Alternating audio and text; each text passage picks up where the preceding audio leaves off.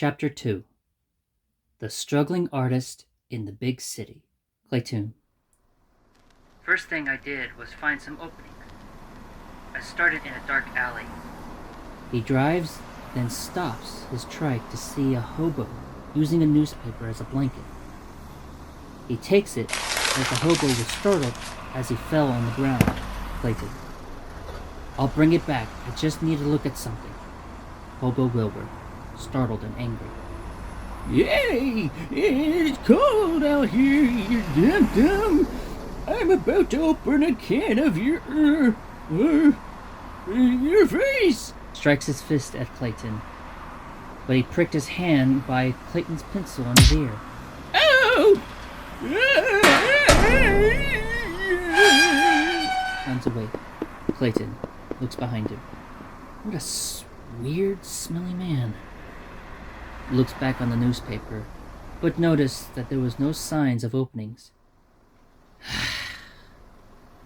Of course.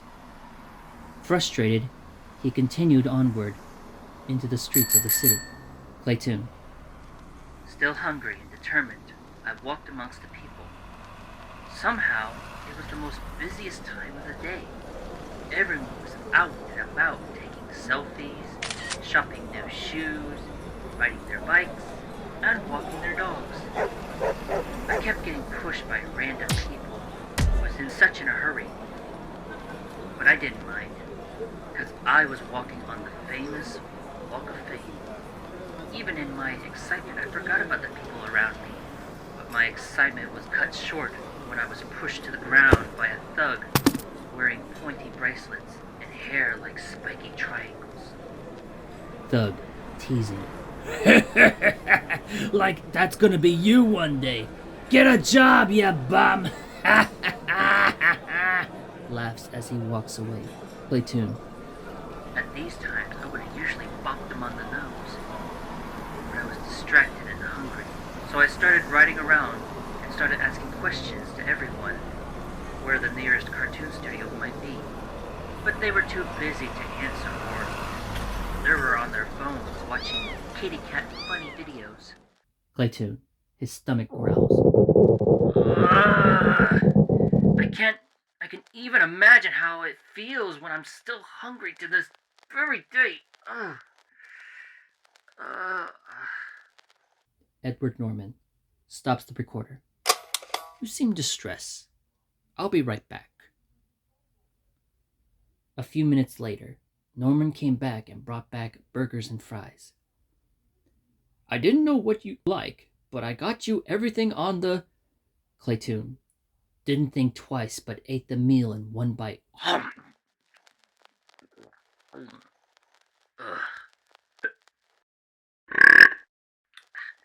Edward Norman, surprised as he took his first bite. Goodness. Claytin, how long did you forget not to eat? Claytin, feeling full.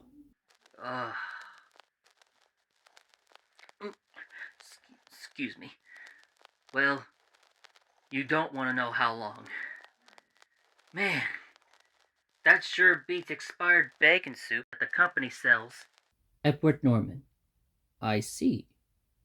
I've never seen anybody who eats that fast before, except my cousins who eat like animals on Thanksgiving last year. Clears his throat as he pushes the recorder to continue the session. So, can we continue to the part where you were at Hollywood, asking people around? Claytin. Certainly. I appreciate the meal. Where was I? Oh yes. I was trying to ask everybody to point me where the nearest cartoon studio was. With no knowledge and no research, but everybody didn't want anything to do with me. So they either walked away or ignored me. They thought I was crazy or something. Claytin grabs into a random guy's suit, but still in hunger. Excuse me, sir, but don't you know any cartoonist jobs openings in the area? Guy in the suit. Get off me, you drunk! Pushes him off, then runs away. Claytin, in pain and hungry, Oh. Jeez. What's the point anymore? I'm starving. Looks into his wallet for money, but it was empty. Oh, great. I'm not asking for much. I'm just looking for the cartoon studio nearby. What's the use? It's 2025, and the only jobs you can get is selling VR headsets or cooking uncooked pizza that has been sneezed on by the chef. Ugh, there has to be some sort of sign. A parent with kids pushed him aside and walked towards the theater, where Claytin was pushed. Hey! Watch it! Looks at the theater. Claytin. When I finally saw the theater, they were showing a unique quality of old cartoon demons everywhere. On the marquee sign, it reads, Ch2 Studios presents Bendy Cartoon Marathon. I never knew people were still going into the theater to watch movies. Was this the sign I was looking for? Or was it a coincidence? I thought to myself, but if I learn anything from this journey, is that sometimes a sign comes when you least expect it. Claytin starts cutting people in line. Sorry, excuse me, I just need to get past. I'm sorry, I'm not going to see a movie. Excuse me. Gets to the ticket booth. Hey, sir. Ticket booth guy punching out someone else's ticket. Hey, sir is not my name. It's Jeremy, by the way. And that was the last ticket to the cartoon marathon. Sorry, folks.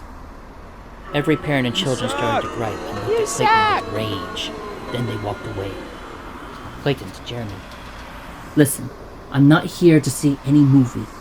I was just wondering where you call these cartoons, stuttered. Claytin. I don't know what came over me.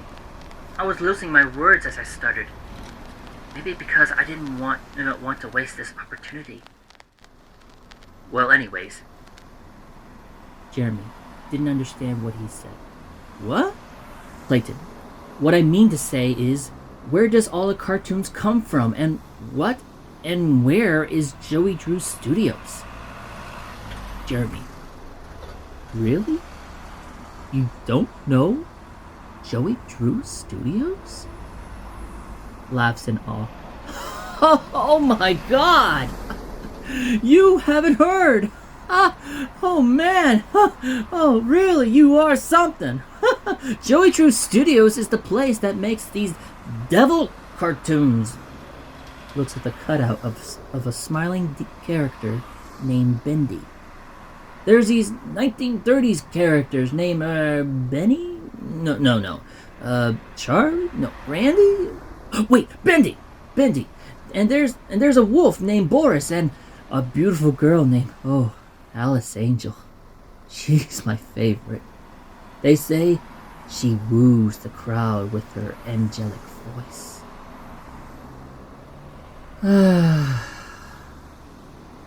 Claytin. Okay, but where do you guys get the films? Can you please give me directions where it might be? Jeremy. That's a good question. I don't know. But funny as you mention it, I remember my nervous cousin was looking for that place too. But I haven't seen him in days. Wonder what happened to him. Continues. Anyways, we get our shipments from the cartoons from the big yellow truck. We barely see the truck or the people who drive it. But no matter, we gather many cartoons for the public who still loves moving pictures. Hey, there it goes now! Points to it. Claytin. Just as Jeremy said, a yellow truck backed up into the driveway. I seized the opportunity. Claytin. Thank you! Waves, then jumps on the trike. About to ride, when suddenly Hobo Wilbur was back and jumped in front of the trike. Hobo Wilbur. Wait! Don't go in there! It's a curse, I tell you. And once you go in that tunnel, you'll never be allowed to leave again. Claytin. Get out of my way! My dream is in there! Rides around the hobo and tries to catch up to the truck. Hobo Wilbur, looking at Claytin from afar. Dreams. I used to have a dream once, but then I realized that dreams comes with a price. Oh well. Might as well dig through the trash again. Hope I find a burger.